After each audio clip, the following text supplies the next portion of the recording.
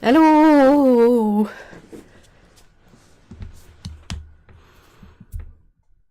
Walked past the fudge shop today and thought, oh my gosh. They never have dairy-free fudge though. I'm not saying it's as good, but it can be done. Finally got to try uni. Is that... wait, what's the name in English? Un oursin. C'est quoi un oursin en anglais, tu sais-tu?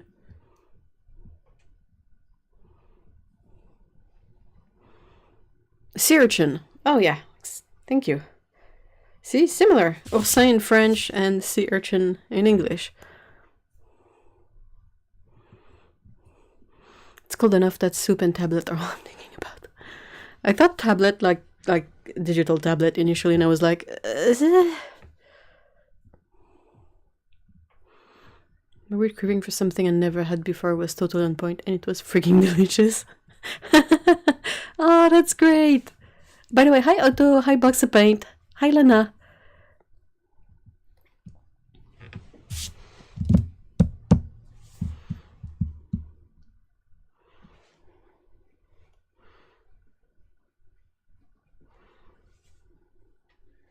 Hi. I hope you guys have a hot drink, a snack, a blanket, all set up. What are we doing today? I'm not entirely sure. Is there anything specific you guys would like to see?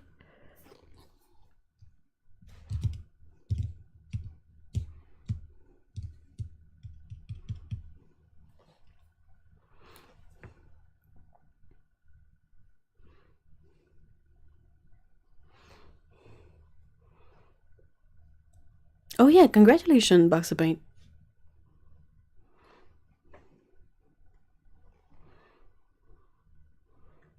More of those postcard thingies. Hold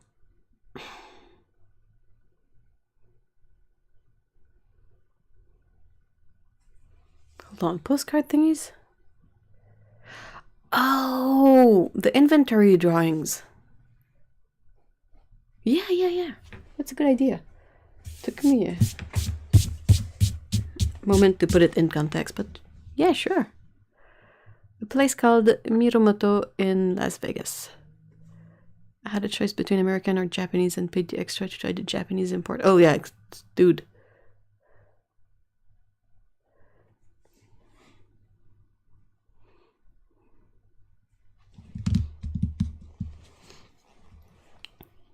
For just for a moment before I get started, I will show you guys something that I will have in a video shortly.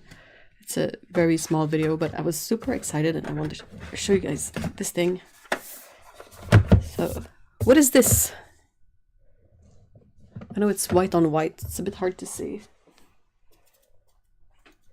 Do I have... Oh yeah, hold on.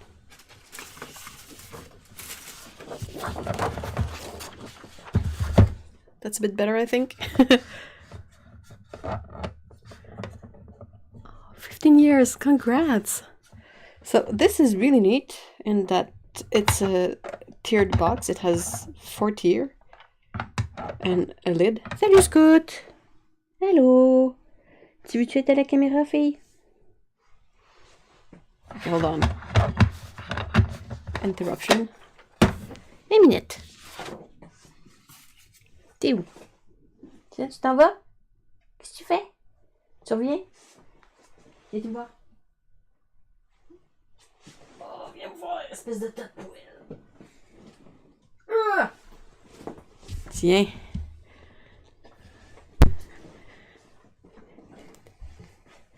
Hein, baby?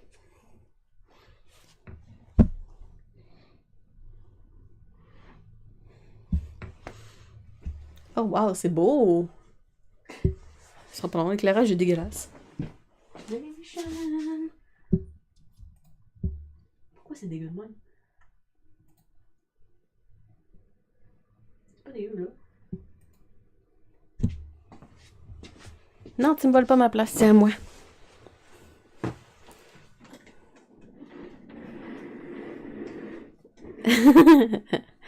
Oh. She's probably not gonna stay for very long, Otto. Eh? Qu'est-ce que tu veux? Ah, tu veux de l'amour. Ok. Ok, non, ça c'est peut-être une mauvaise idée un peu, là.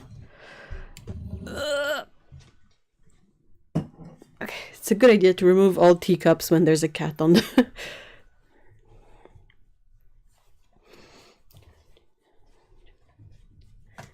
Hey, Minette. Hey, Minette. Tu sais, tu veux juste me voler ma place, mais non, c'est ma place. She wants to steal my chair, but it's my chair. Tu veux aller là? We had Kitty Nephew drama that made me extra worried about mine, but Bear pushed the door open and was all over us, and Emmy was only mad for a few minutes. Aww. Oh, je l'ai gratté la tête de le chat.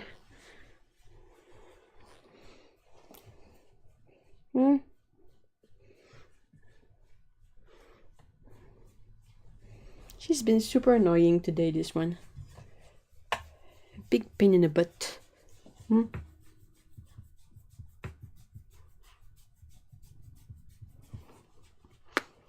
Maybe tu ronronnes, espèce de tas.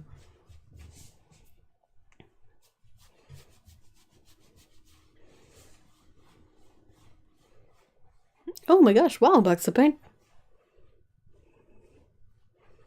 Little pause. You cheat puppet. Whoop whoop.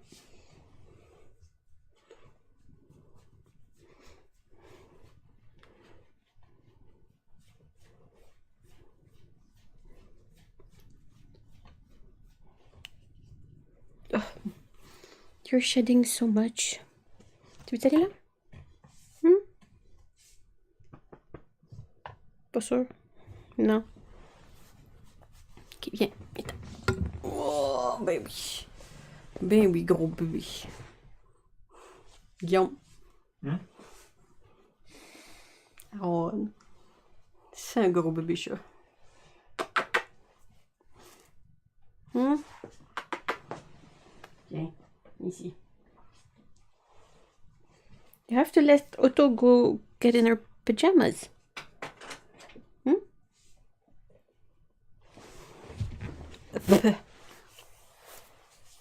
J'ai tellement de poils en face maintenant, Minette. Okay, sorry. So what I was trying to say... Oh, maybe I should wait for Otto to be back, because I think she might... I can sit here and watch her forever. She's weird today. She's being super needy. She wants hugs. Yeah. Why? It's bite.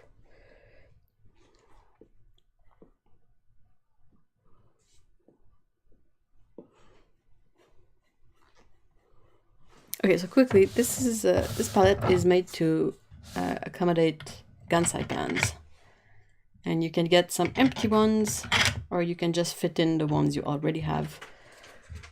And I really appreciate this because this is perhaps a bit easier to use than what the gansai paints come in. And also, the person had this, which is extra folding mixing spaces, so you can have your travel palette and have this with it, because most travel palettes are super small, and it's a bit annoying because you always run out of mixing space. But with this, not an issue. Just bring it, and when you're done, you can probably just, you know, remove the extra or wipe it off, and there you go, good to go. So I thought that was really, really clever.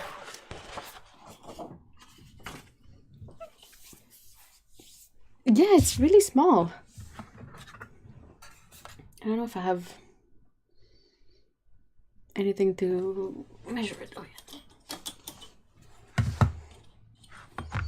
So that's about 6 centimeters by 10 and a bit under 1 centimeter thick. Super lightweight.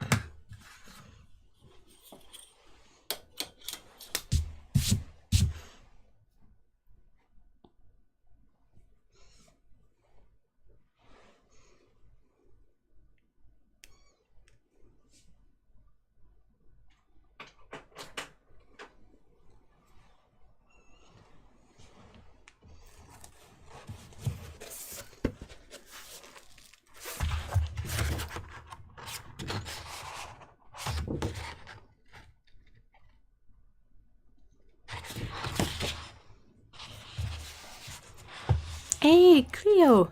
Hello!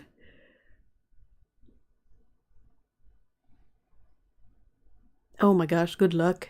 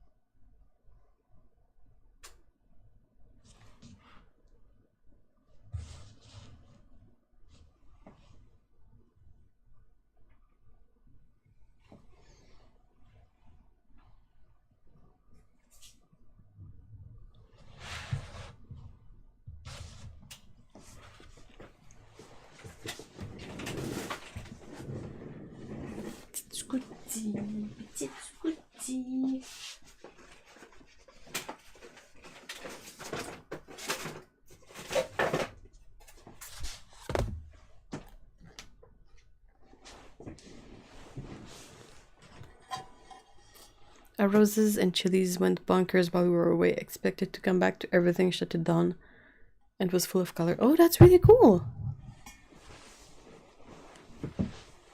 Do you expect another harvest of chilies?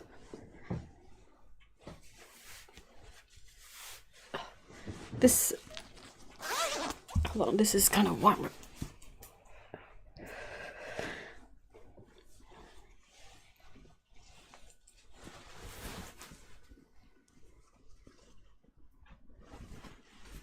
Okay, bon.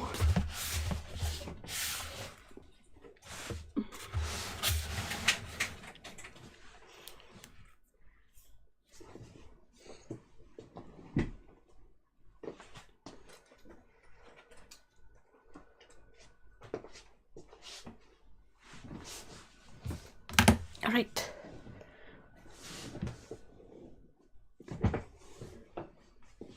Oh, okay.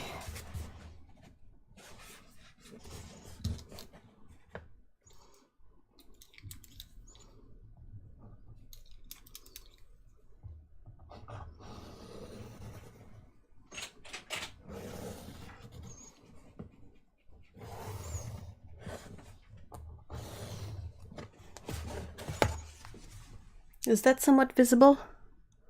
Or should I make the camera a bit darker? I managed to pick a big colander full. Wow! Tried some in the oven, made more pickled peppers and enough to make some chili jam. Oh, that's great! But they're freaking insanely hot, so may have to be careful with the jam. Oh, yeah.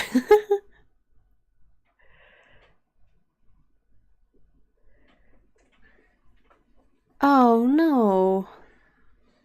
Oh my gosh, Cleo, that's so sad.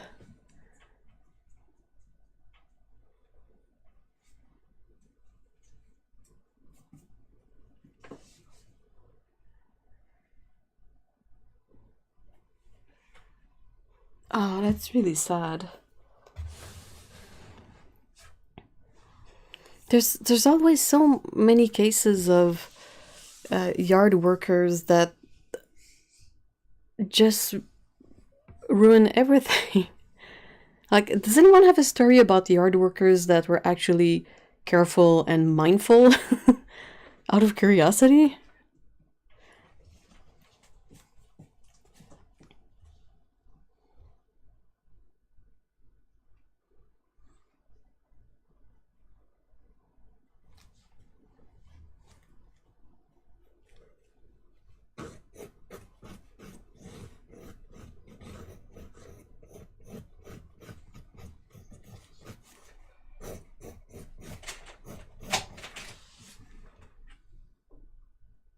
Nope, nope, damn. But more than one horror story popped up in the notes. Oh no, no.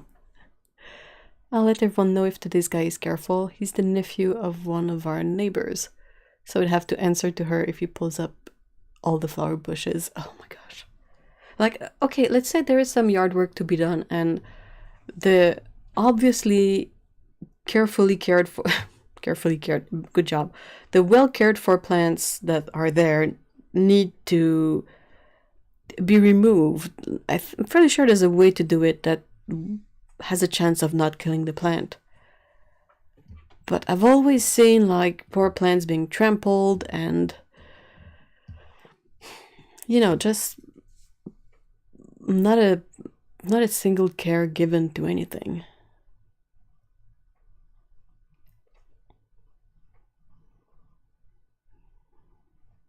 Hey, Alexandra! Hello! How are you? Yeah, long time no see.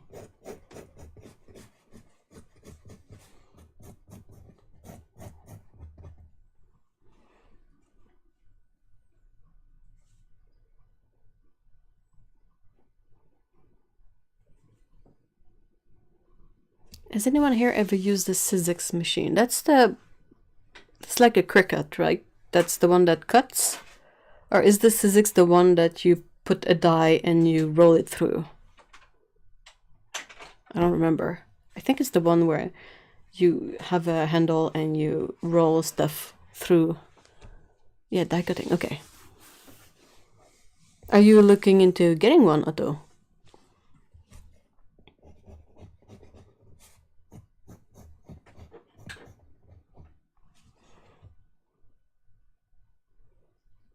Cut, emboss. Well, yeah. I remember seeing what's her name?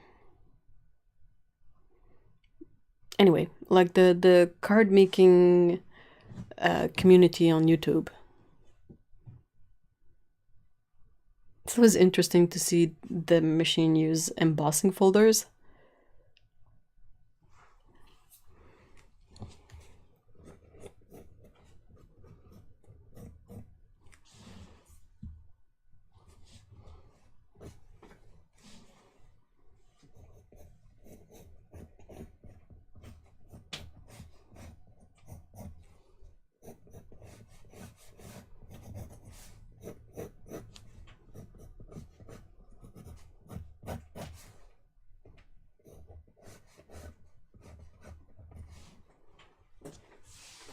I found myself making a quilt with, holy moly, 875 blocks that needs to be trimmed down to 2.5 inches after sewing. It's insane because it's currently taking forever. I was thinking if I could get a 2.5 inch square die to cut it, it might be quicker. Yeah.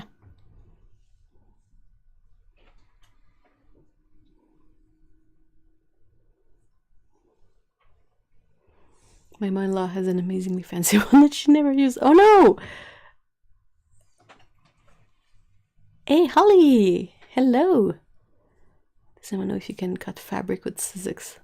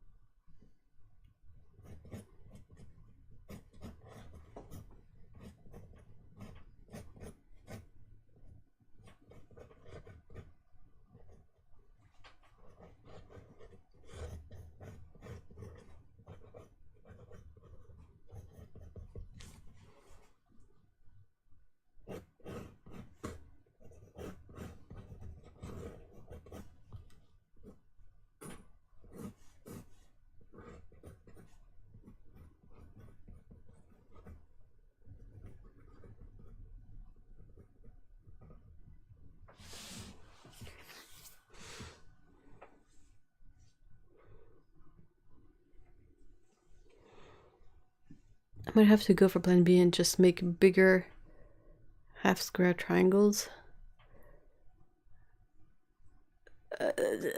Working fabrics fascinates me, but I'm not good. Yeah, same. I definitely do not have the patience to put together a quilt.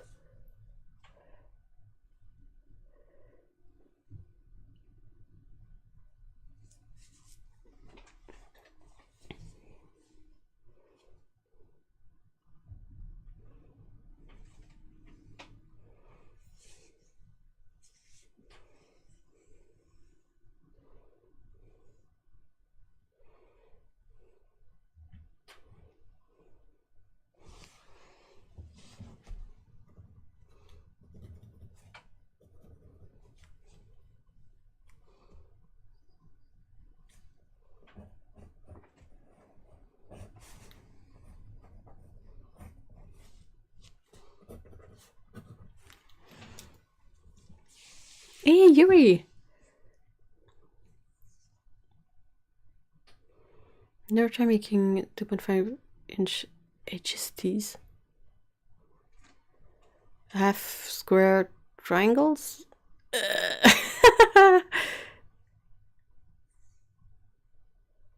Oh wow, that's really cool, Alexandra. Nice.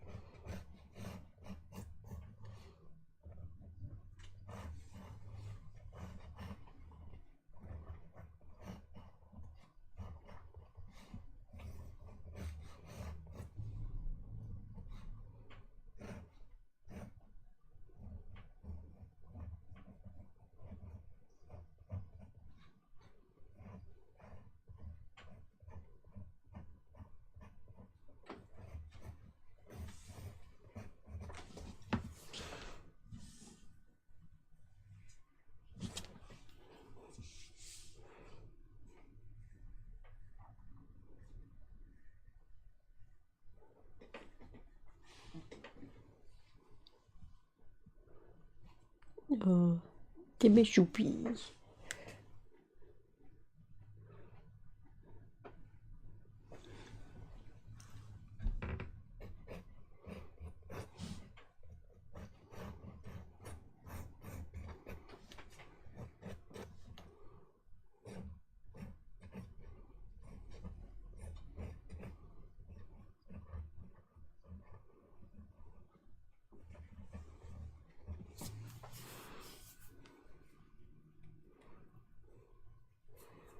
I'm terrible with a ruler and a rotary cutter. I can never stop the ruler from moving.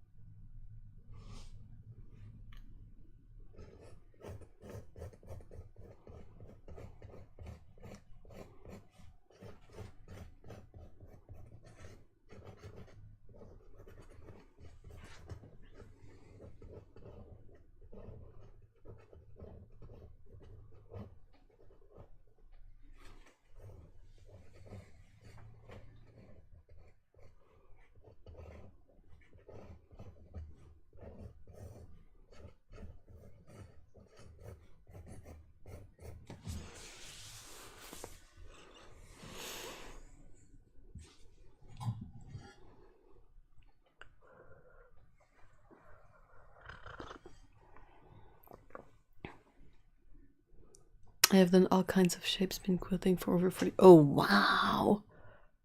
That's amazing.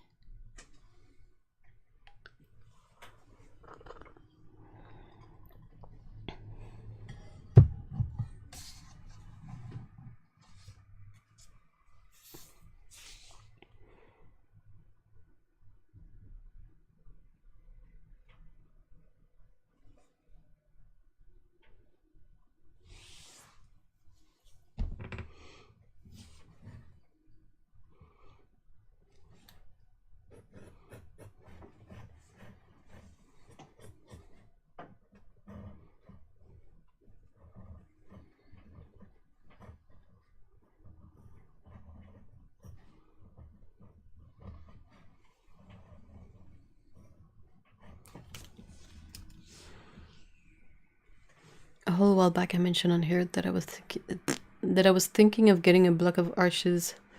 Yeah, today I got a block for my birthday and I just tested it and it's looking amazing. I get reviews now. I'm glad you like it. Arches is like it's my favorite paper, so excellent professional paper, but I know Like within all the professional papers available, it's not everyone that likes arches, so I'm glad you like it. My only sort of my only small issue with arches is that it can only be used one side, sorry. So it's perfectly fine when you do paintings to, practice or to give. But if I wanted to buy sheets and make them into watercolor sketchbooks, necessarily there's one side of the page that's the back side, and I don't like the texture of the back side of the paper. The only paper I've found that doesn't really have a big difference in texture on both sides is the Stonehenge Aqua Cold Press.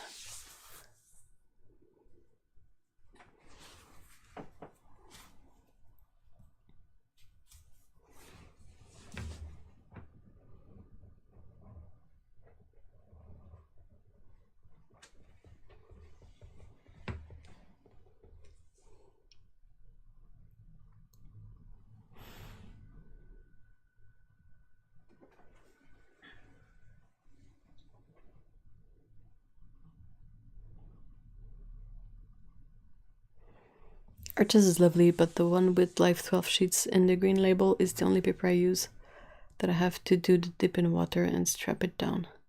What do you mean, box of paint? Hey, welcome back, Otto.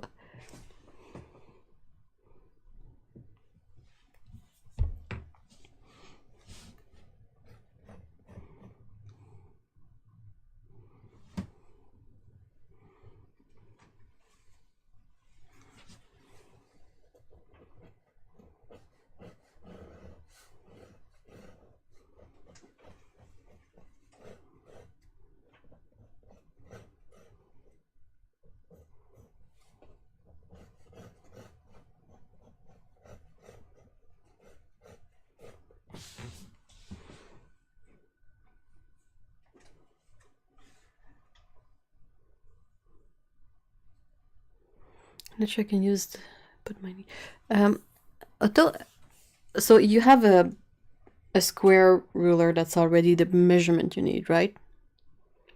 Have you tried? Yeah. That's kind of was what I was about to say, but maybe some glue dots are like two-sided adhesive that you can put on the back of the ruler so that when you put it on the fabric, it doesn't move as much, and eventually you remove it and place fresh ones.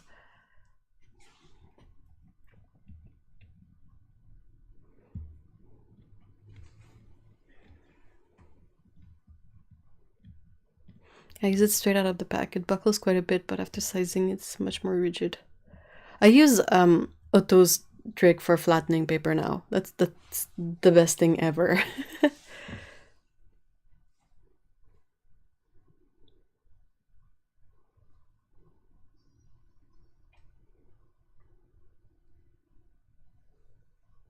Yeah, for flattening paper. The one you made a video about.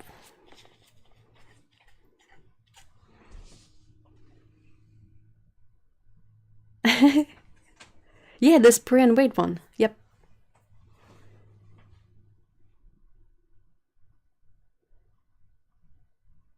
Like you say, you have to be a bit careful with watercolor, but it's sort of easier and has a lot less of a hassle to it than the usual flattening methods.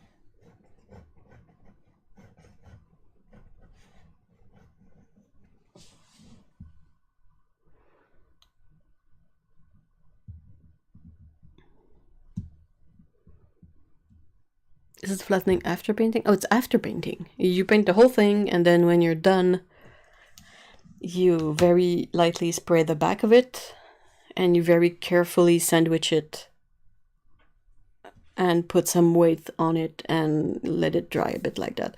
What I usually do is I keep it like that like overnight, and then when I remove it, I tape it on a board of some sorts so that if it still has some drying to do, it stays flat.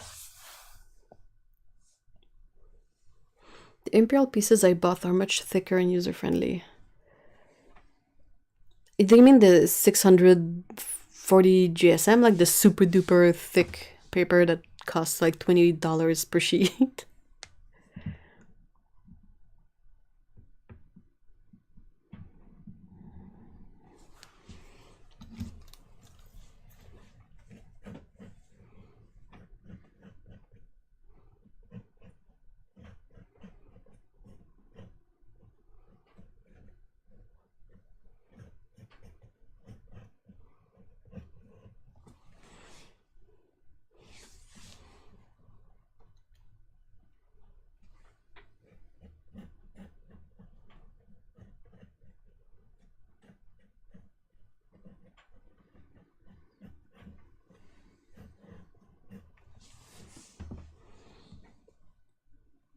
I have a placemat that is marble and that works really well for this spray and suction the paper down method. Oh yeah, that would definitely work well.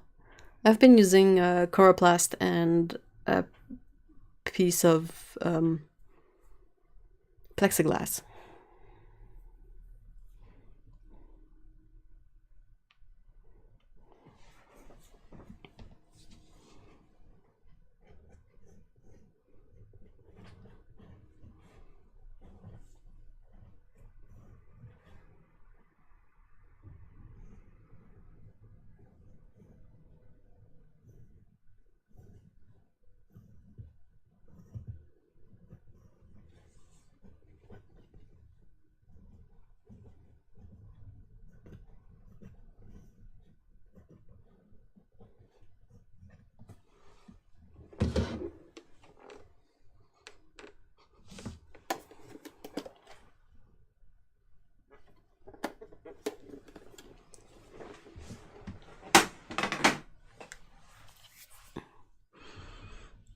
I think it's around the 400 mark. We'll double check in a bit.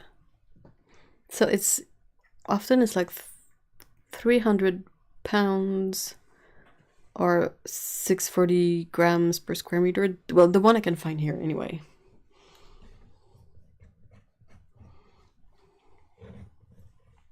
Oh, that's big.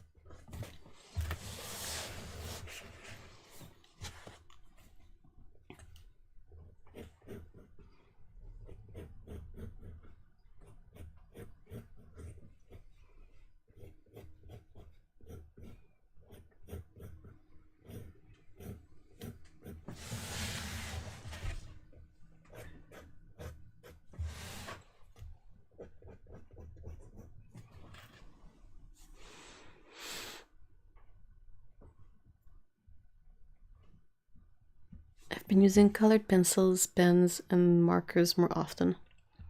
I like making intricate details, and you can do a lot more with these mediums.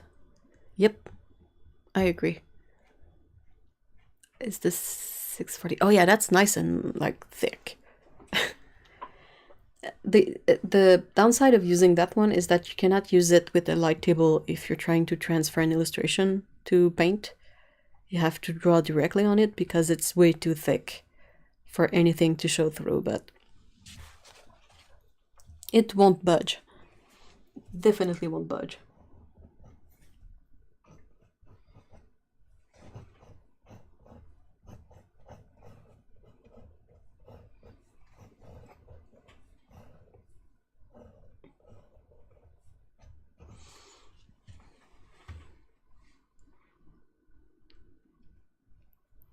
Hey, Paulo!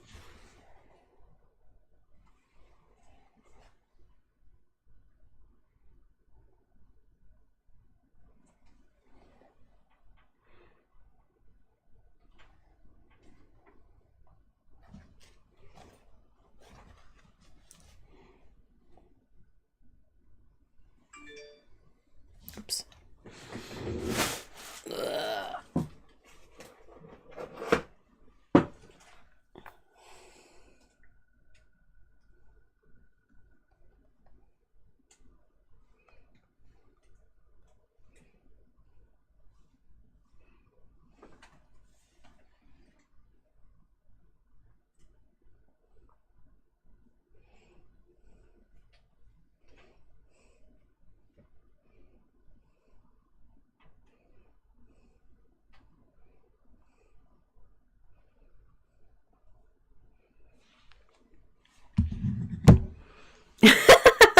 Not me.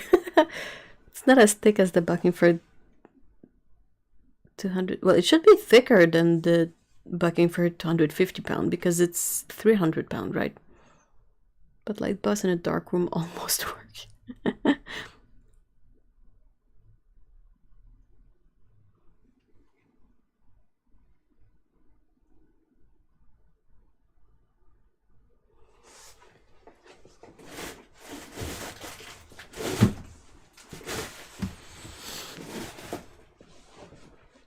Okay.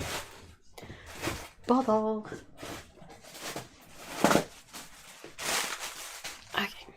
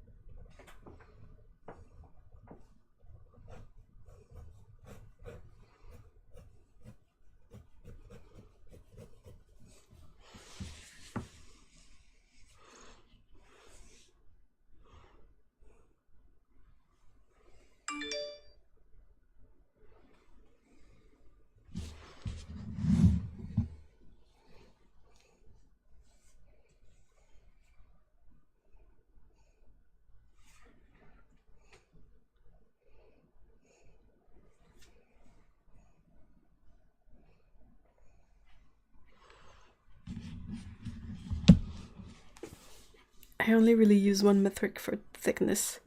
How loud does my cutting board protest?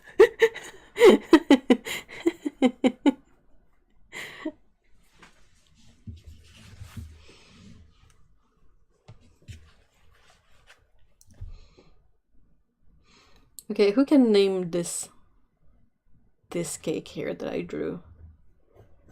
I don't know if you can see it well though, so perhaps it's not exactly fair to ask, but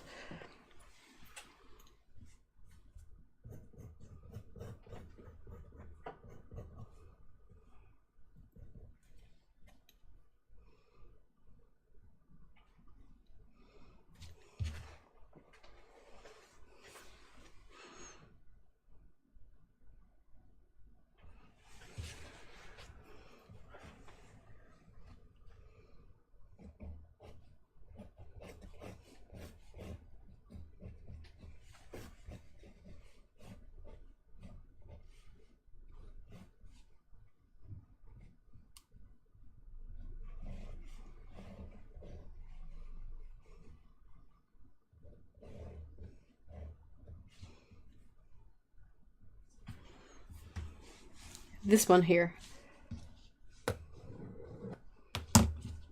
here, the one just above the eraser, this one here.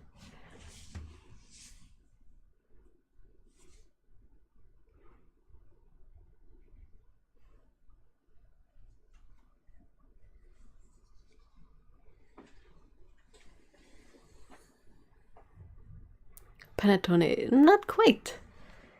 It's a tough one. Like, I'm not expecting anyone to actually know what it is, but I'm just curious, since we have quite an international audience here. Panettone is like a cylinder. I've seen many shapes of panettone, some that were more like bundt cakes too. Or, not cannolis, but it's called cannelli in French.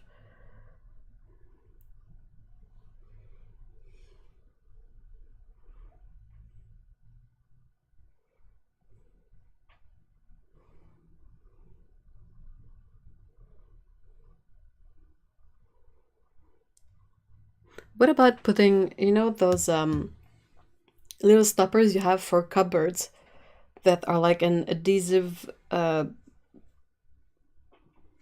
blob of, you know, plasticky material? Would it stick to the fabric better?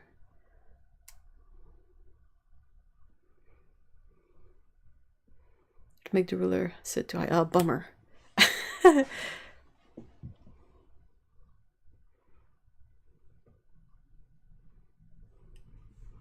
You could possibly just, like, make do with any kind of tape you have, where you just, you know, you do this thing here,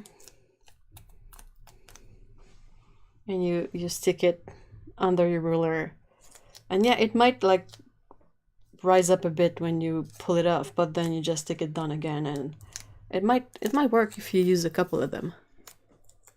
I'm sorry for trying to guess.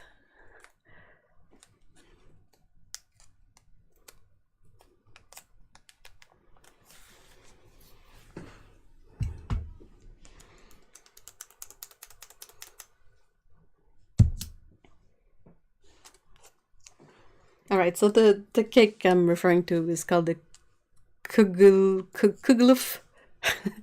Not entirely sure how to say it properly, but it's a sort of brioche cake from Alsace. And my grandpa was from there, so I ate a fair amount of kugeluf when I was a kid.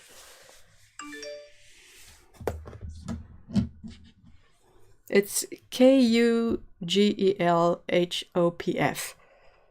There's various ways of writing it, but generally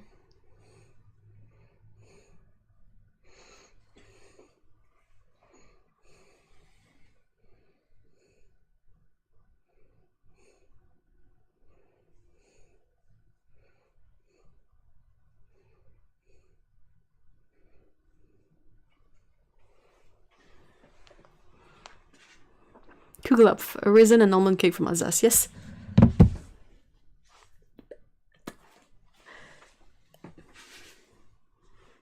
So yeah, this bit here is an almond that you put at the bottom of the mold. Is it the same Google? Probably.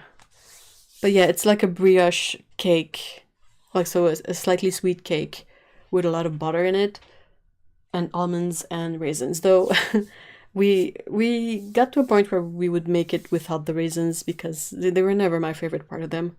I remember eating a slice of kugelhopf and sort of trying to eat the parts with the raisins first, so I would have the parts without the raisins to finish off like at the end. So I finished eating on a good note. So at some point we just went, you know what? No raisins.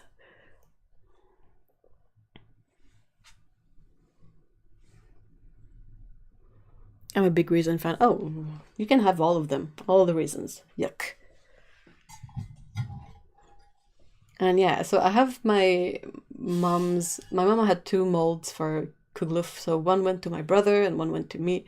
And technically they're earthenware molds, like pans, but it's earthenware, and you're not supposed to fully wash them ever. you have to season them first with butter, and then all you do is you use a damp cloth and you just clean them up a bit and let them dry. Thing is mine is very old, like many years of not being used, and it the butter smells kind of rancid now, so I'm not entirely sure what I'm supposed to do now. And there's absolutely nothing helpful on internet, so.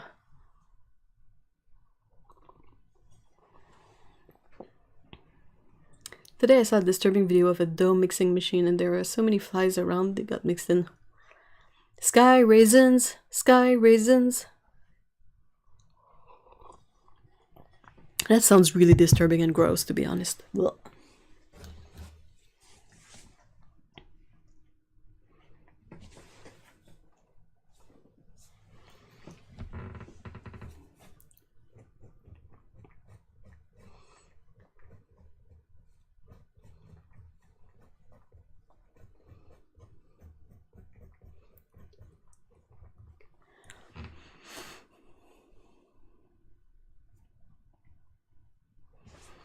So yeah, it's finally colder and it's fall, and I always get kind of the itch for baking stuff at this point in the year.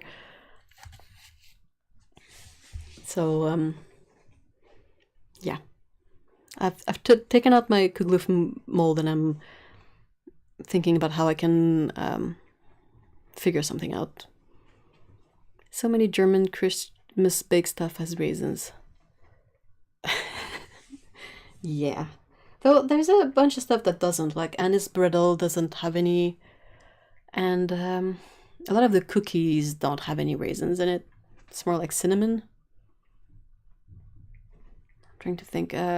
My grandpa would also do like a braided brioche.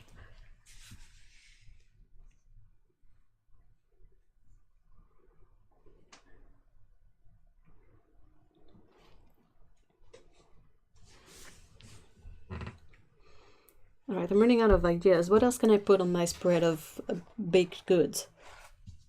This is gonna be like wooden logs to fire up the oven.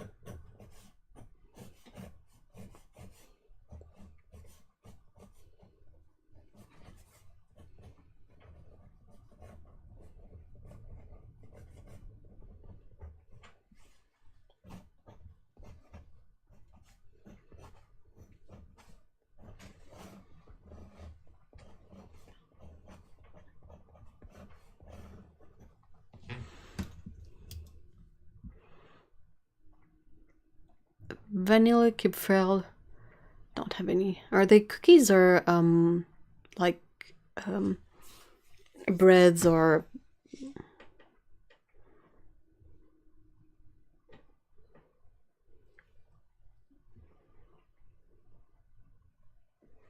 I need to prepare for Xmas desserts. Oh man, those are the best. I love the cold season for that. I like making muffins.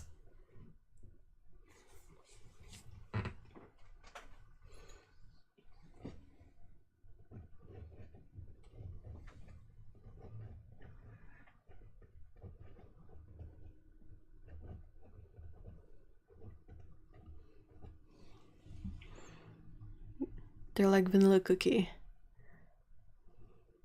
Oh, a whisk! That's a good idea. Yeah, for anything that... Oh, I could put eggs too. For anything that requires like whipping up egg whites or just regular eggs into a lighter consistency.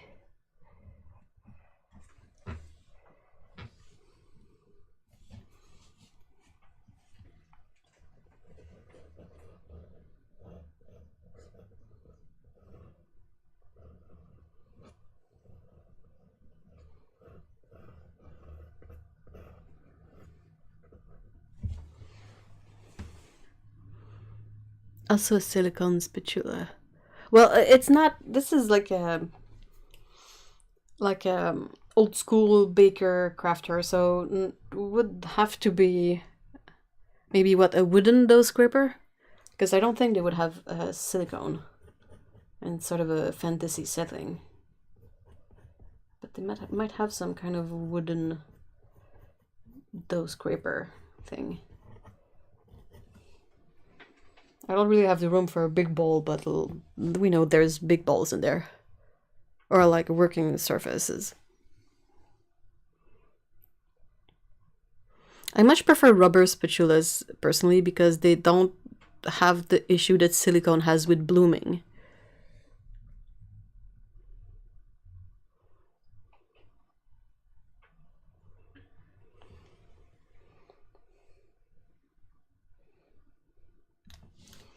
Oh, maybe a gallon of milk or something.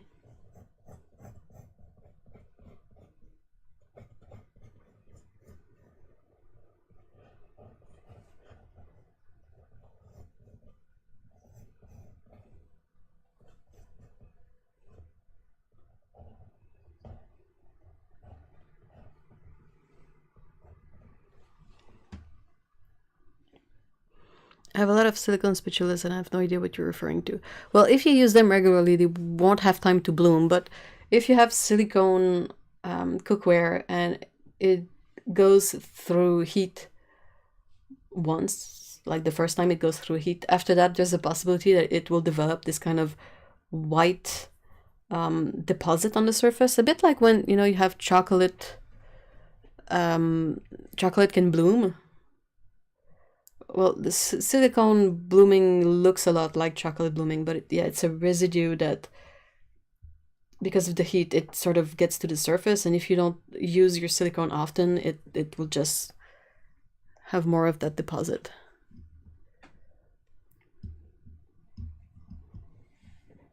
Slime remnant. A dragon scale. I like big bowls and I cannot like, oh my gosh. Oh yeah.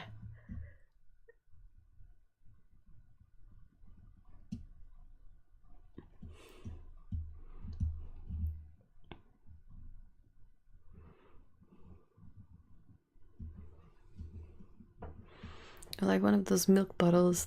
Yeah, that's what I kind of tried to draw here, but I don't really remember what they look like, so we'll have to make do.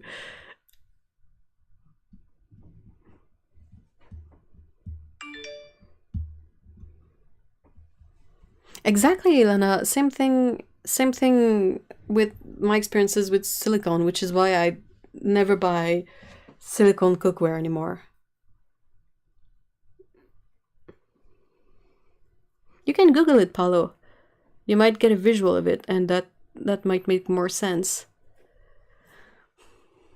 It doesn't happen with all silicone, though. My mother has cupcake forms out of silicone. Well, if she uses them often. I've always thought the stuff on our silicone utensil was lime scale. I don't know. I mean, I know we have hard water here, but the thing is that it, like, if you just wash it and dry it, it's gonna look perfectly fine. And if you stir it and don't use it for a bit, then it's gonna get that white residue.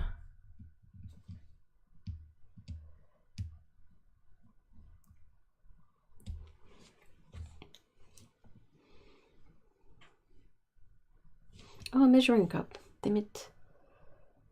It would have been like a bowl of sort.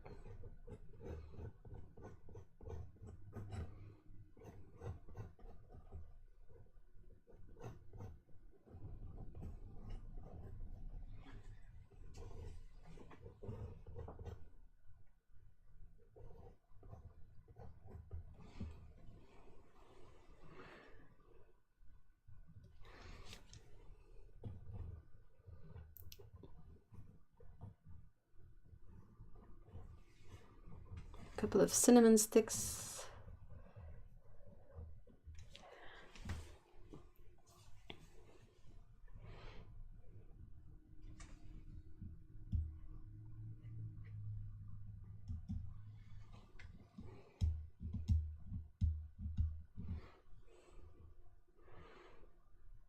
By the way, I have a silicone baking mat for painting the varnishes, so if it spills, nothing sticks. Yeah, I mean, the blooming thing only happens, from experience, it only happens after you've put something hot in the silicone, or you've put it in the oven for cooking. if like the mat you use, if it's always for cold stuff, like the varnish is not warm, then it possibly will never get that reaction. I don't know if it's true, but just from experience, like the things that I had made in silicone that were like used in the oven, they bloom much, much faster than the stuff that didn't see any kind of heat.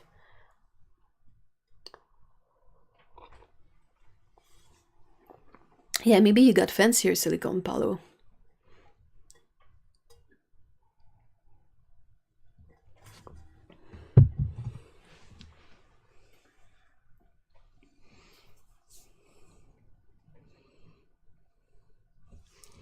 I think I'm gonna fill in the spaces with stuff like strawberry here and there, like some fruits, maybe an apple, stuff like that.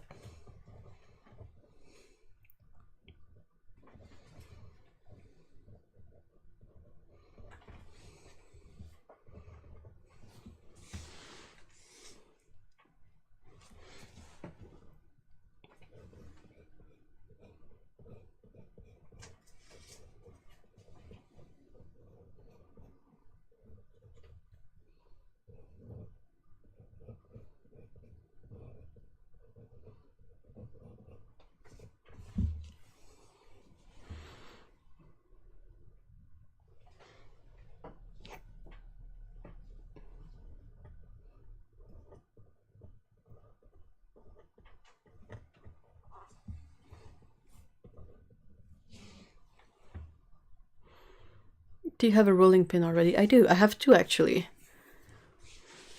I have one. Both are made of wood, and one of them has the. Oh, I can't remember the name of it in English though.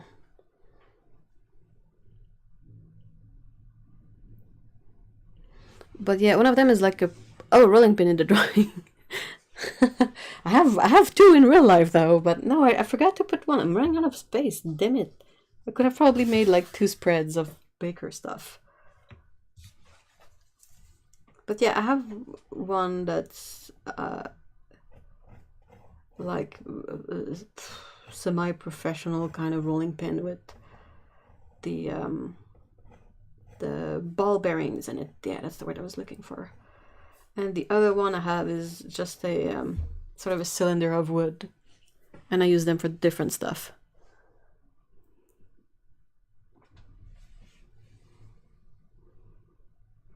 Which kind of rolling pins are more common for you all? The ones that have the same thickness or the ones with handles? Yeah, well, the one with handles, they're all like they're even. The other one I have has no handle, but it's slightly convex in the middle. Maybe a second picture with a baker's assistant. Yeah, I think I'll have to do that. Okay, I can try making it on this page.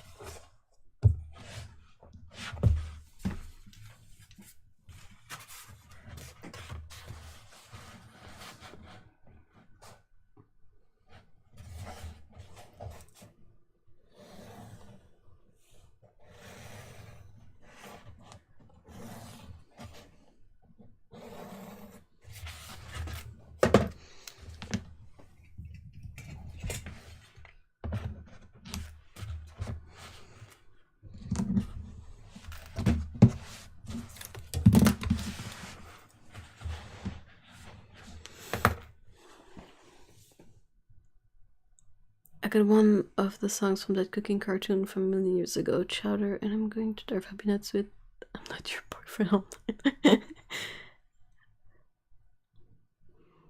Do you do a lot of baking? I don't do a lot.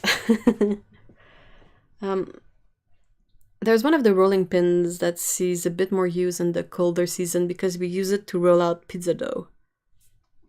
And the one with the handles is for baking like sweet stuff. And the one without the handles I keep for baking savory stuff.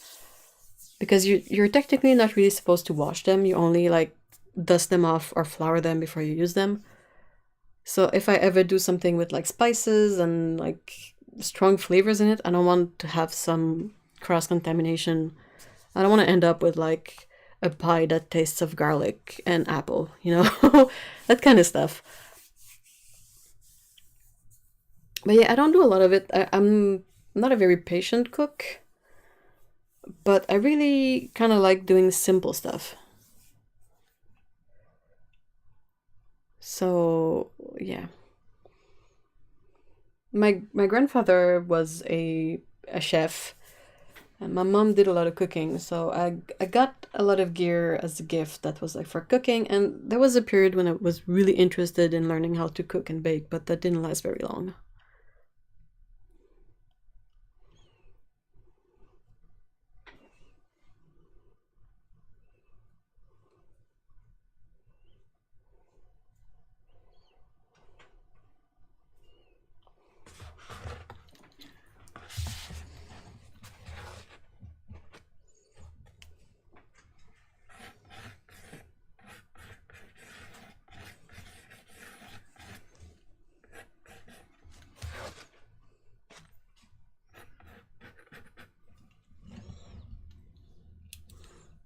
Do you have enough set spatula? I don't know what it is, so probably not.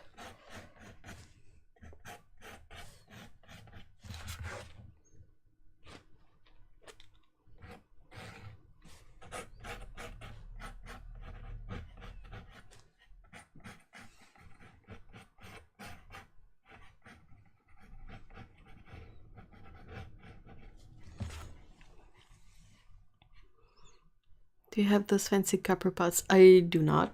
Like I said, I'm not a fancy baker or cook, so I'm trying to think of a fantasy way of presenting everything. So that's why we have this big jug of water, the bags of flour, the milk, the logs, eggs. The yeast is in this container here.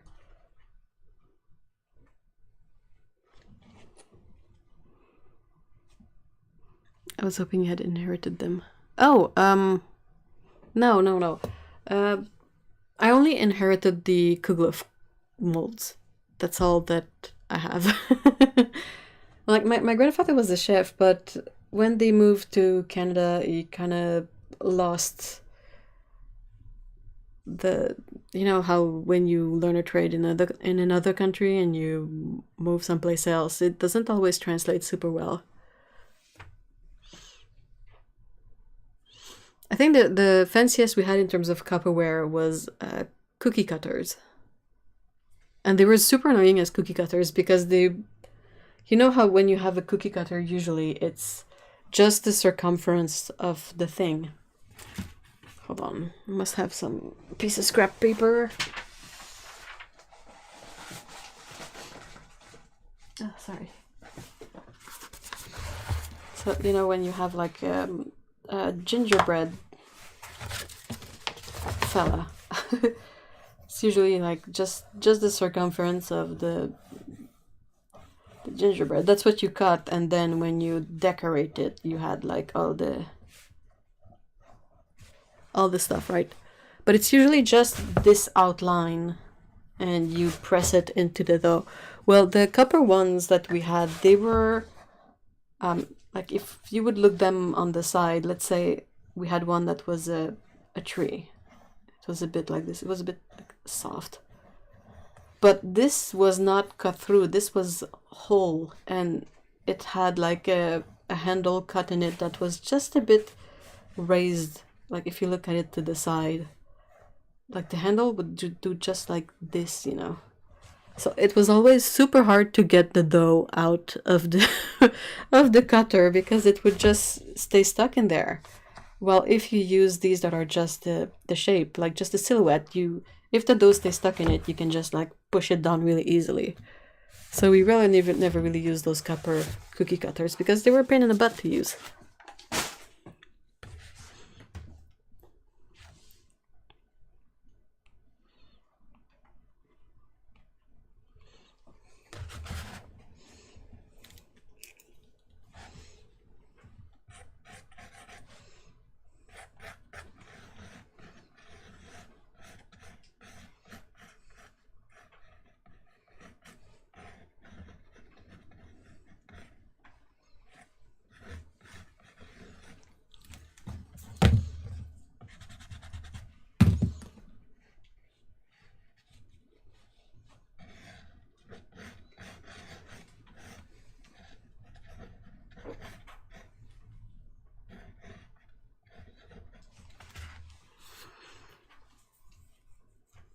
Those cookie cutters sound like an awesome... Yeah, I guess they could have been. I don't know what happened to them. I don't know where they are now.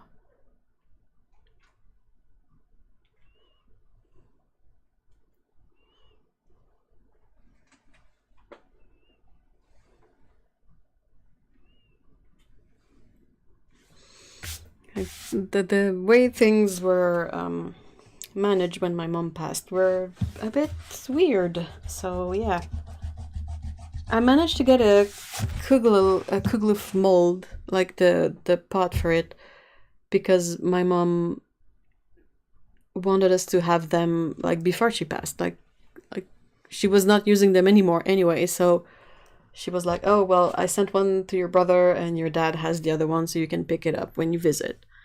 I was like, "Okay," but otherwise, we didn't get a chance to get anything from the house when mom passed. So all the cookie cutters we used as kids, all the, even the recipe book. Anyway, do you have a favorite cookie cutter from any kind of cat? I love cookie cutters. I don't know why there's something so satisfying with cutting shapes into stuff. But it's I don't know, it's just so satisfying. And then you have cookies, so win-win.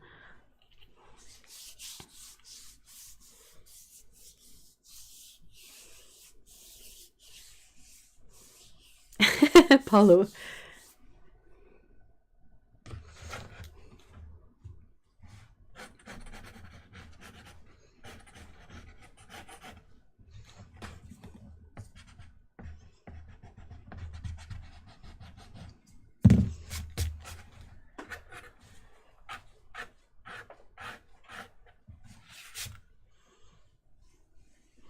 That is indeed a win-win situation, right? Right. We're supposed to do it's gingerbread / molasses cookies this winter. They're always super fun to do. I don't have any kind of fancy cookie cutter shape that works for these, so we just use a mason jar lid because it's round and it's empty in the middle, so you can cut rounds and poke them out. And when they're cooked and dry, we decorate them, and that's always hilarious because neither me nor Mr. E have any equipment for decorating, so they're always very chaotic, and that's funny. My favorite one looks like a tea kettle and teacup. Oh, that's adorable. Satisfying feeling plus cookies can get any better. You only need a cup of tea and you're set.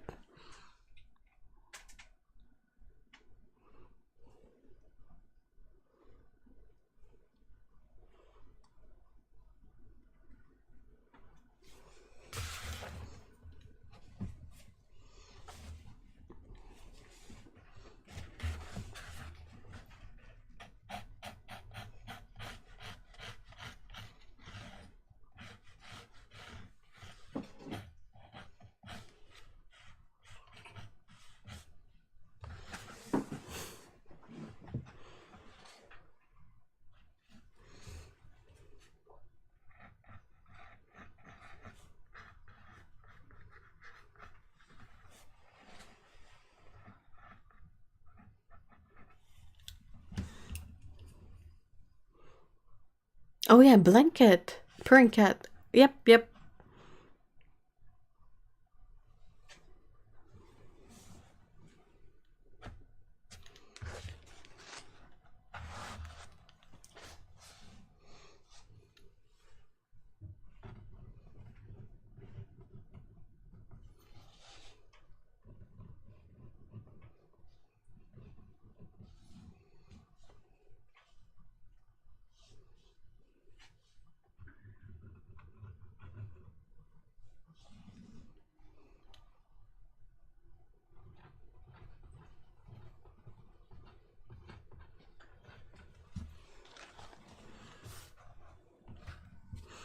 I need to see if my sister has my mom's ginger snap recipe. Oh, they weren't at all like ginger snap. They were soft and chewy and full of molasses and cinnamon, clove, and some ginger. Oh, that sounds lovely.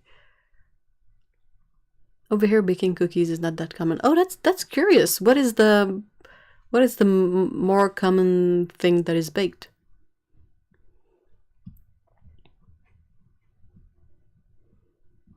But remember, you put a empty towel on a jar and smoosh them. What? What?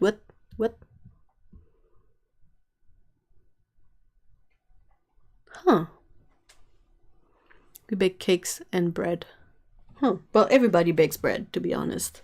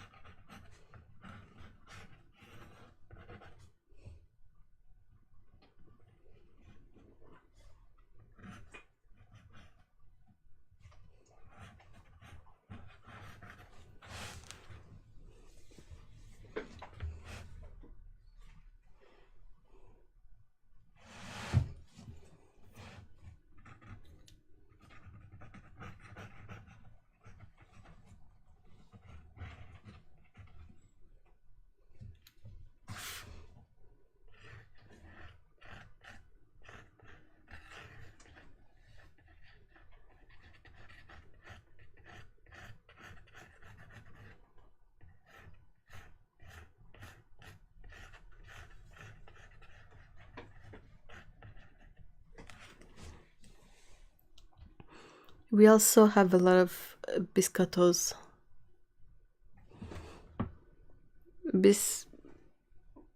I can't read it properly. Is it double T or is it IT? You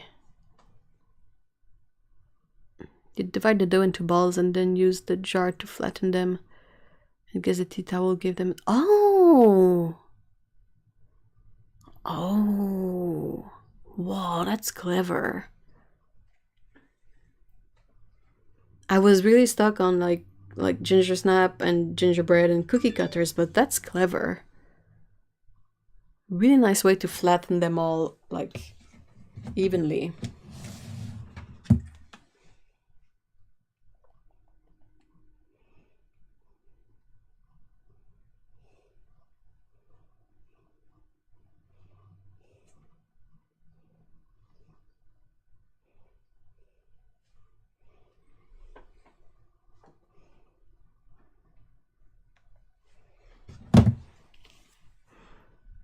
IT, so biscoitos, well, it sounds like cookies, like biscuits.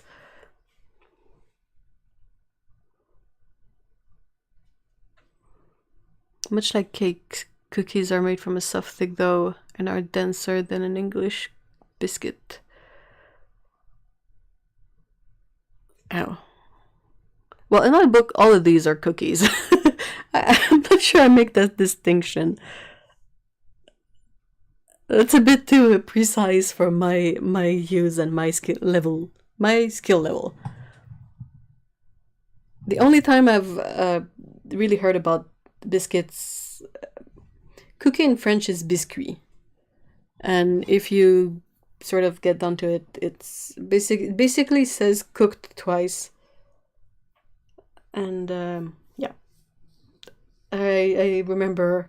That's a really like hard to put in context story, but there was once where I was visiting a kind of museum of sorts, and people were like giving us like biscuits to taste, and they were like, they're called biscuits because they were cooked twice, and I was like, that makes sense.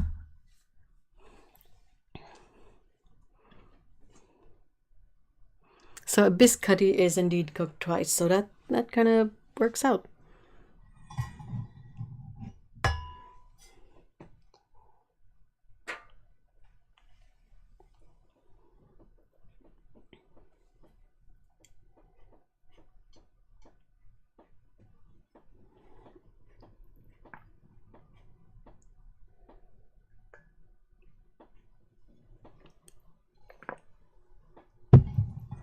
My mind has been blown about the origins of cooked toys. Oh, is that why biscuit firing is a thing in pottery firing? It's possible. I don't know about that. I only know that when you bake actual biscuities, like the Italian cookie, You make a loaf, you cook it first, like a first time, you take it out the oven, you let it cool for a bit, you slice it up, and then you cook it again. So it's actually cooked twice. Hard as a rock, so that you can dip them in your coffee and they don't turn to mush immediately. Exactly, that's it.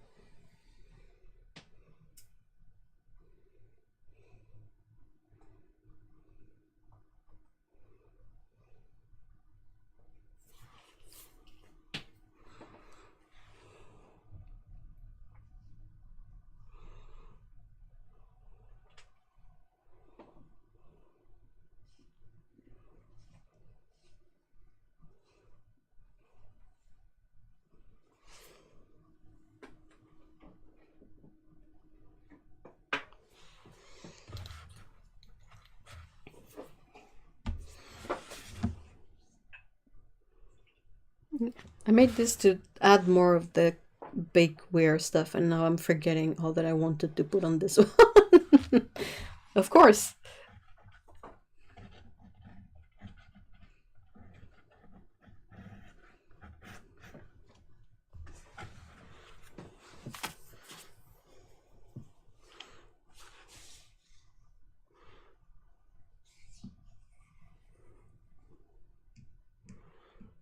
There are things that are called spoon biscuits in Germany, and they totally will turn into mush as soon as you...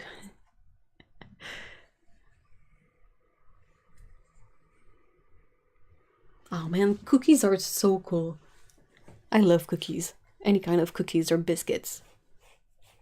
It's magic.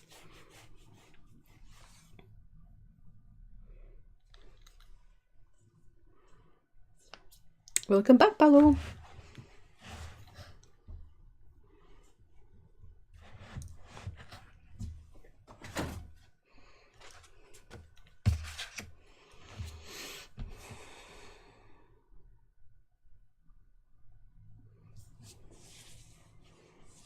That's why Stroop waffles are the business.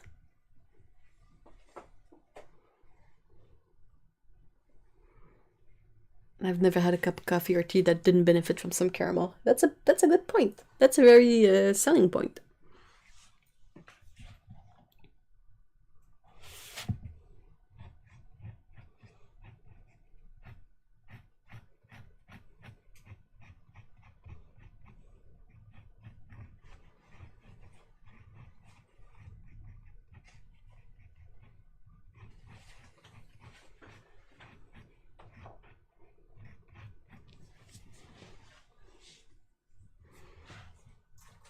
Oh, I forgot to put butter.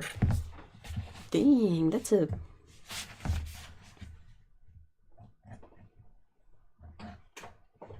Okay, it doesn't look like much. It's basically just like a beige blob.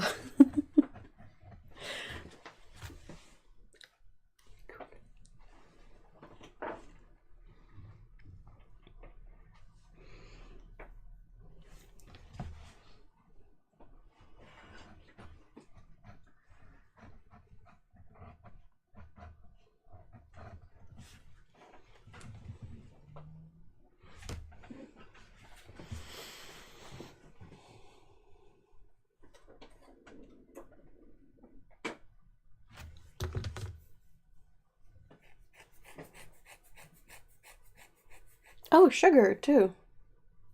Dang.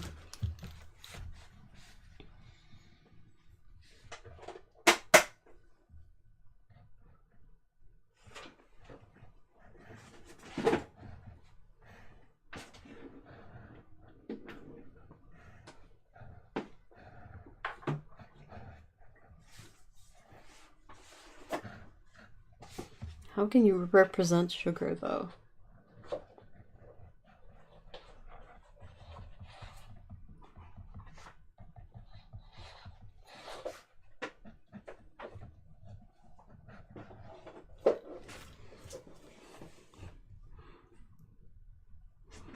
It's like the spatula you use to level those Or when you're covering a cake with, let's say, buttercream.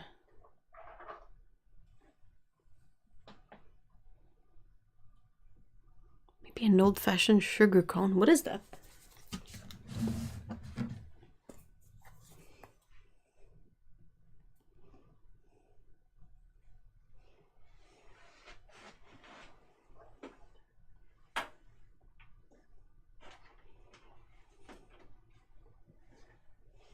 I don't mean ice cream cone. Damn it.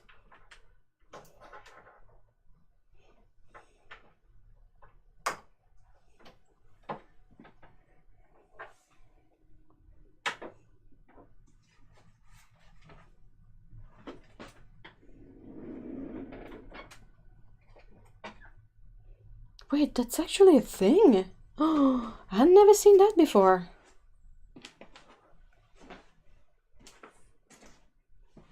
This thing? Oh, sugarloaf, because that's a sugar cone and it's pretty epic.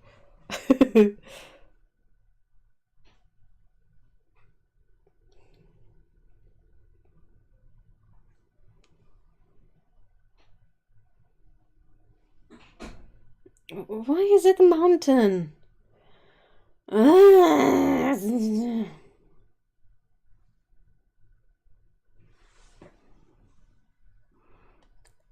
It's a cone-shaped thing that's called loaf because, of course. It's also a mountain, apparently. So helpful. Or a band. Alright. Yeah, I might... I can put the cone there, though. I guess you would have to know what it is.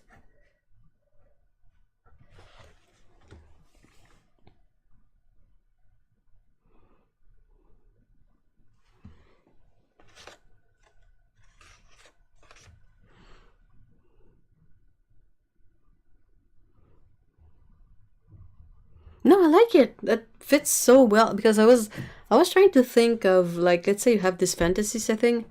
How would they store or carry sugar? And the cone slash loaf thing makes a lot of sense. That would be much easier to carry around than like bags of sugar. I guess you just smash it to make it like pottery again. You have the ones made with yellow sugar from Brazil called rapadura. Rapa meaning to scrape, and you would have to scrape them. Yeah, you can get some sort of like I can find blocks of palm sugar, I think. It's basically molded like in a half circle, and it's sold in Asian grocery stores. Not entirely sure how they use it after, but I've seen those. And that's also a very clever way to carry around sugar.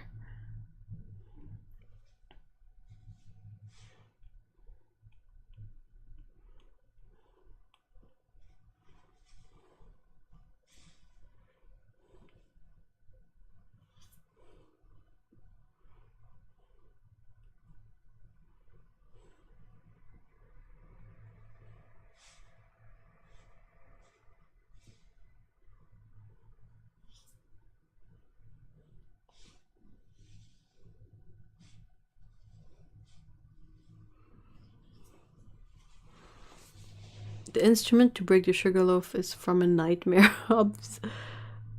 That's so funny. A friend uses them for a alcoholic drink. I'm not gonna try to say that. Yay! And soaks it with alcohol, sets it on fire over a bowl with other alcohol stuff, and it caramelizes and drops down. Ooh. Yeah, that's a good party trick.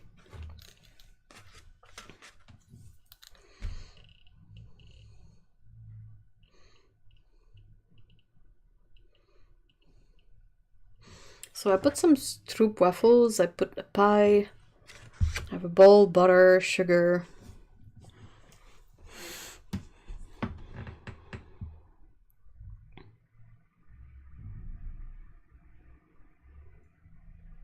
Oh, just gonna put one of those, you know, the scoops.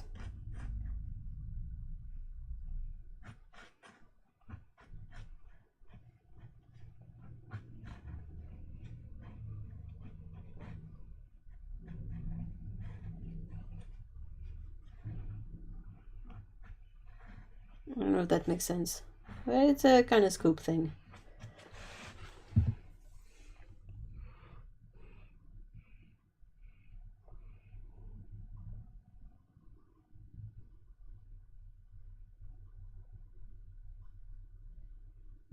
A pair of sugar nips.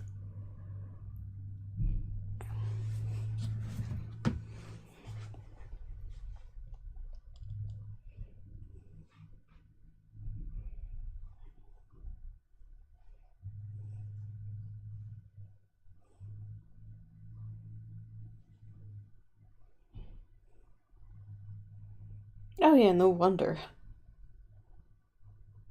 Oh, that's cool.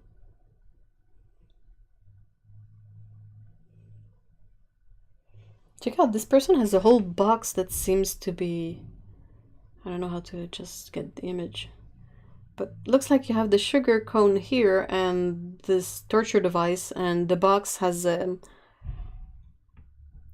kind of a drawer at the bottom, so all the finer stuff goes on the drawer below, so you can just take that. And then when you're done, I guess you just close the box and close the drawer, and that's your sugar box. That's cool.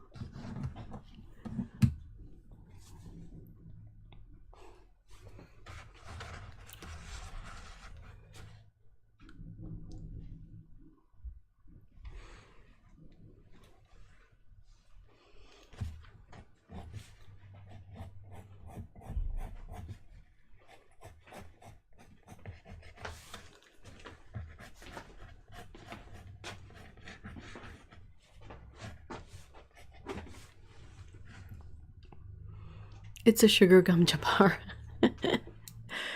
You put your hand in the box and you have to keep it there, otherwise you are poked with a poison needle.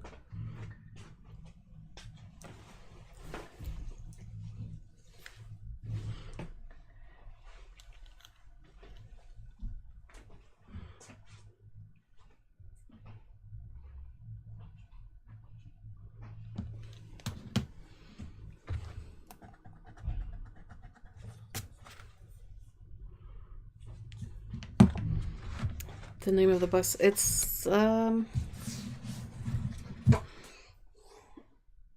remember it too. Hold on.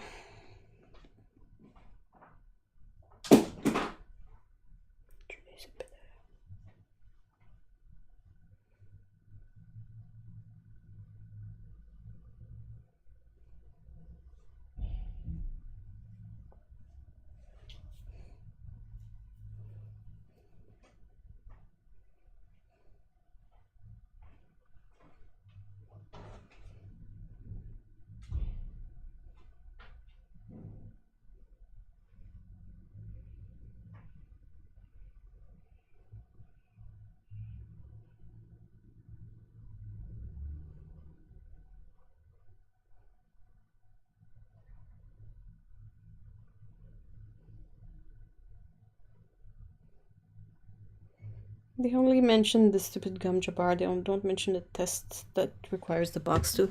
the box of pain.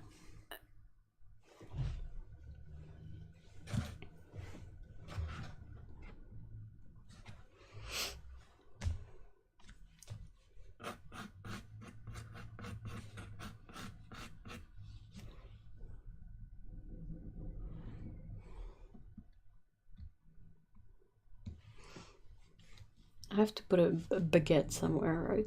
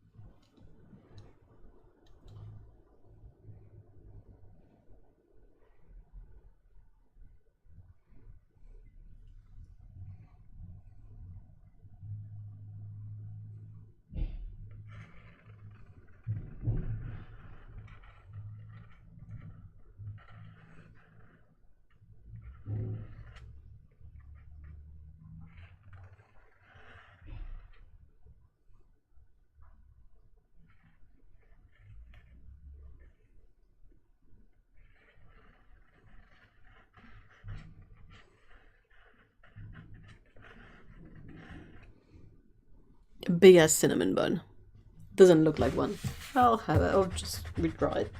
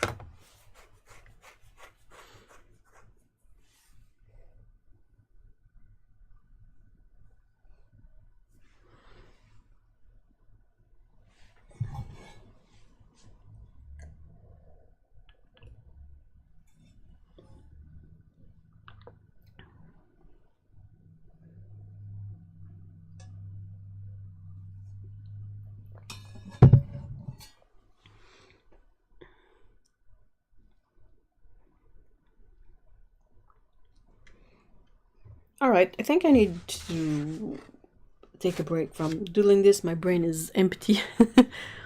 We had a cinnamon up and down the road, and I've resisted temptation so far, but the cooler... Oh no! That's dangerous.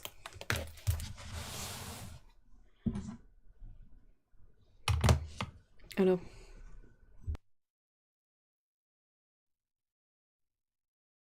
Sorry, I had to sneeze. Woo! Does your cinnamon do the thing where they take the older buns that haven't sold and they chop them up and they recook them to make like croutons?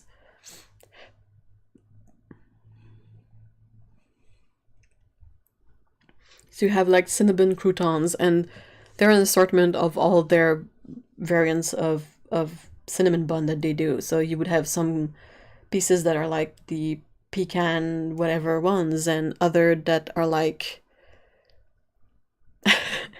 other that would be like any kind of other flavors they had. So it would be sold in bags, and it was like a couple of dollars 20 years ago, so I don't know what it would be right now, but I thought that was really clever as a good way to avoid like wasting the day old Cinnabons. They made these bags and you could get them at the counter. And as a teen, that was one of my favorite things, because it was cheap, tasty, and food. And when we would go to the mall, well, that was often one of the things that like each of us would grab a bag and munch on that.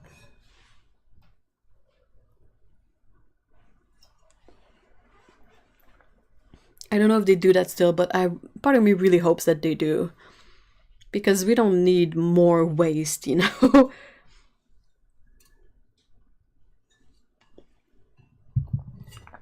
I've always been really fond of those options for waste management in a way, because it's often cheaper, it's just as good, and it doesn't end up in the trash. There was another place that would make, you know, French macarons, the one that are like the sandwich cookie of sort. And since they would make like an insane amount of cookies, they would often have some misshapen ones or some that were broken. So they would make these bags of the ugly cookies, and you could buy that for much cheaper. And it was a great idea too. Like I will pay for that. I would much rather have a bag of cookies than a couple of macarons.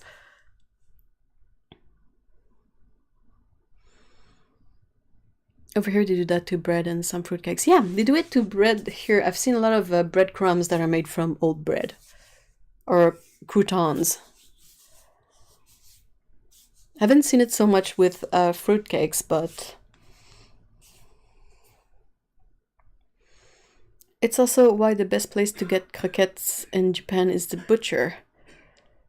They make croquette with the older mince they didn't sell mixed in. Oh, yeah, that's clever.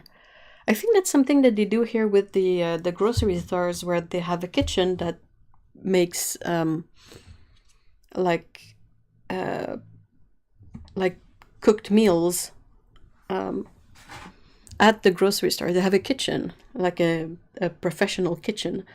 And I'm pretty sure that when they have stuff that is still good, but, a bit limit, and it's not getting sold, like it's the end of the day, like that's what they use to make, like the meat tomato sauce, or, they cook it. So it extends the life of the item, and it makes people happy because those ready-made meals are real actual meals. They're not like the frozen stuff. And a lot of people that live alone, don't like cooking, they get these and they have a nice home-cooked meal, but they didn't have to bother with the cooking.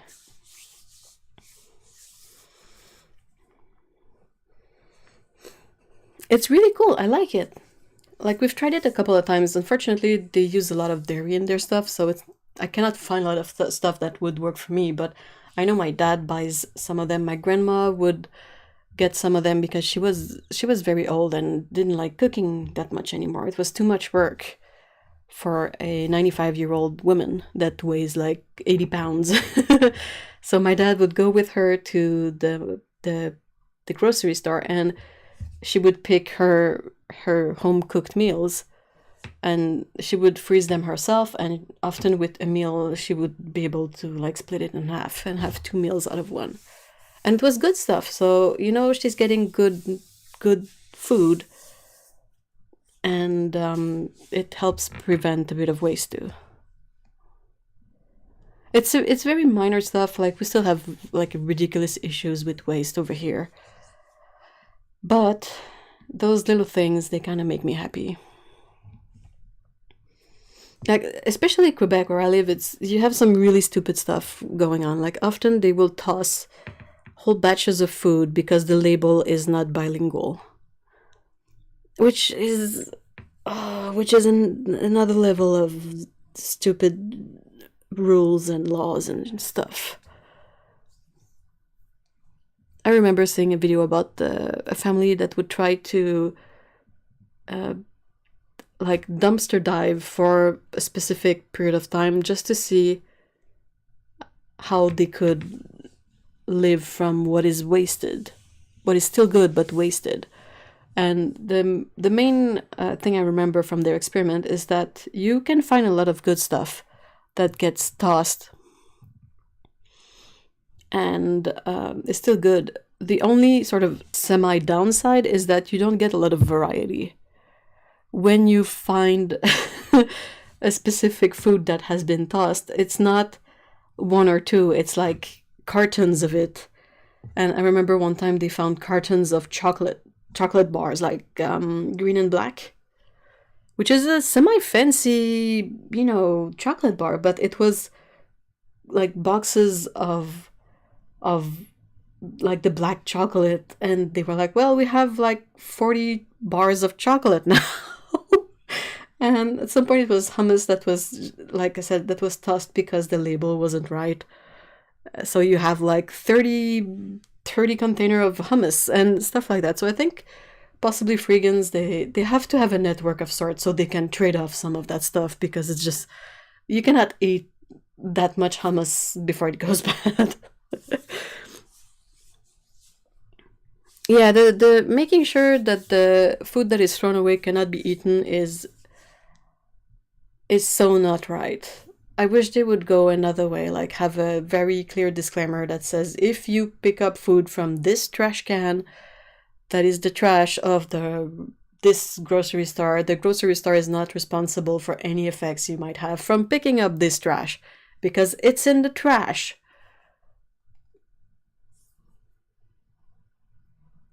Also, a grocery store now has a kind of a small cart that has like day-old baked goods on sale for 30% off. So that's always an option. You can find some stuff don't really like have a very long shelf life where it looks good, but sometimes you can find a pie in there and the pie still looks fine, and you're gonna maybe recook it a bit to warm it up, so no biggie. Or they could donate it to food banks instead. I don't get it. It breaks my brain to see all this perfectly good food that is just like binned. I mean, the only perhaps redeeming thing is that if it's just food, it's gonna, decompose and whatever. It's not like plastic, but sometimes it's food in packaging, so is it really a good thing? There is um, food stamp place not too far from here, so I really hope that a lot of that extra food goes there rather than in the bin. It just sucks. I think some of it sometimes for the stuff that has a longer shelf life, it goes to the dollar store. A lot of people do their groceries at the dollar store. I mean, come on, let's help people. Things like food, which goes into restaurants and collect their unused food and gives. Yeah, that's good. Dosing stuff with bleach is just not right. I know a lot of stores do it, and I'm just. Now you really don't have to.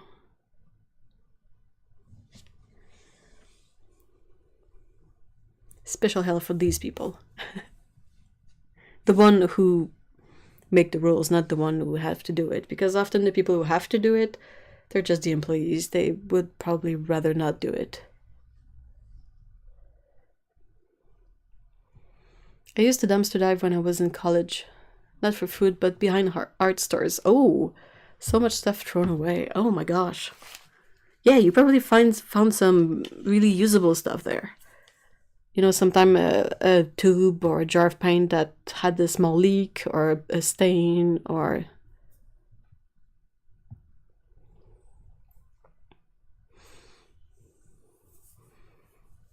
I've seen... locally I've seen it more like you would have a discount bin of imperfect items. But yeah, I guess some of it gets tossed out.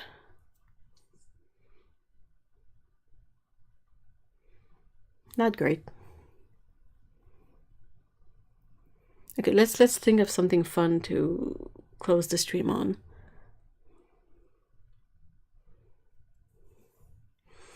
I hear there is so much food tossed, it's terrible. Why not donate it? It's a really complex issue when you look into it.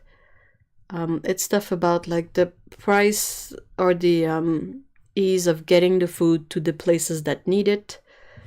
More often than not, these places, they can't afford to pay for the food to be transported to them. And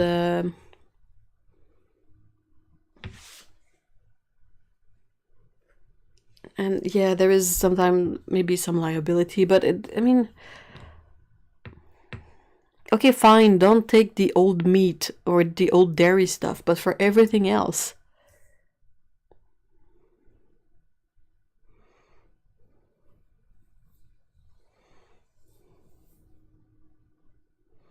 In Germany, it's so weird because supermarkets have to pay taxes or something to donate food, so it's cheaper. That's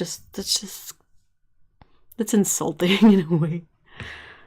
It's like, oh my gosh, really?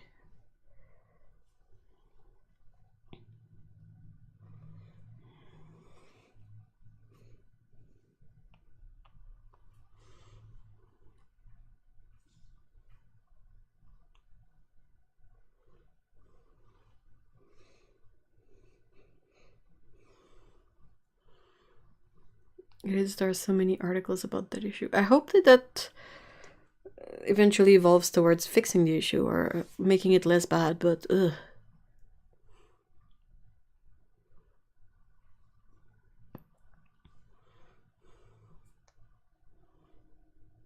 Yeah, there's in some supermarkets around here you have a section where everything that is not super pretty or everything that is old, like really ripe bananas, they're like all there, like the everything that is slightly bruised, or you can buy it for much cheaper. I just don't know how much of it is sold in reality.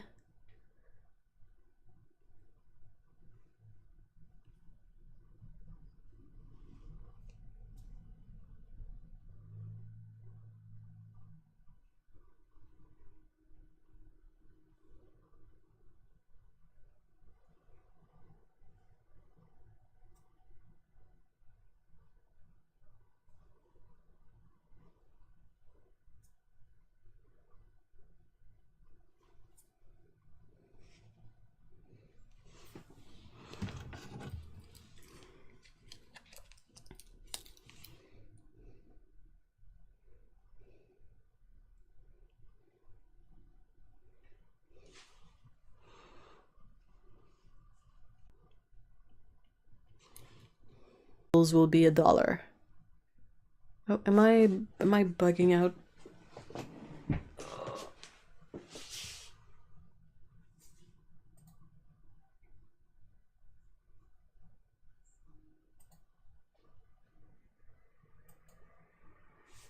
Okay, skip, but yeah, I heard a bunch of error noises in my headphones. I made pumpkin muffins. I made banana muffins today. We had old bananas and I made them into muffins. Muffins are great. Oh, that's great, Lana. That's really cool.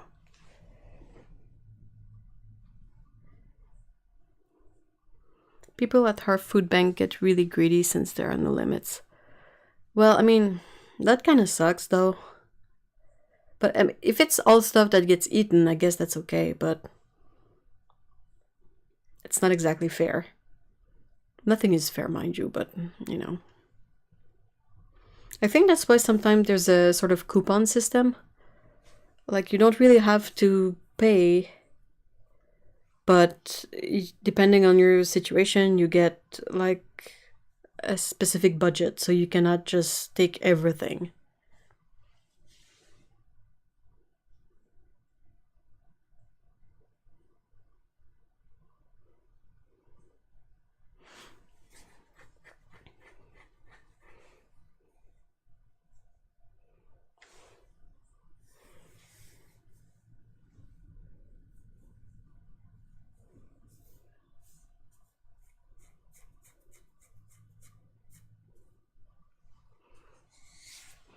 I don't mind ugly veggies. It really depends on what you plan to do with the food, but for a bunch of things, it's really not that much of a deal. Like, if you plan on making pies or applesauce, you can take ugly apples, that's fine. The veggies, if you make a soup, or, you know, depending on what you do with it. And depending on what it is, like, ugly lettuce is a bit harder to salvage than, like, ugly carrots.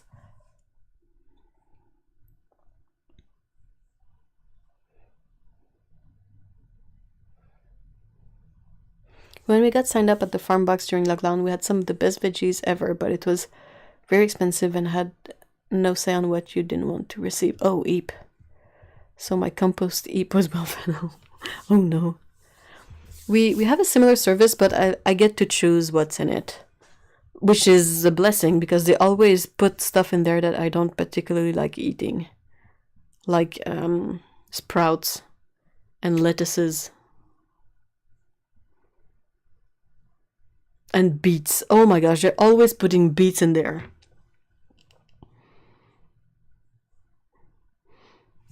I freaking hate beets. And it's all local without plastic wrap. Yeah, same with the box I get. Most of the stuff is either sometime it will be in like paper bags, which is fine. There's a couple of things that will come in plastic containers depending on what it is. And when they use bags, it's compost bags. Oh, well, okay. So if that's that. I can tell you from experience that beets take so long to break down in a compost heap. I think you have to chop them up a bit though. Because yeah, they're quite bulky. So much beet hate. Oh, you can take all the beets, Paolo. Have all the beets.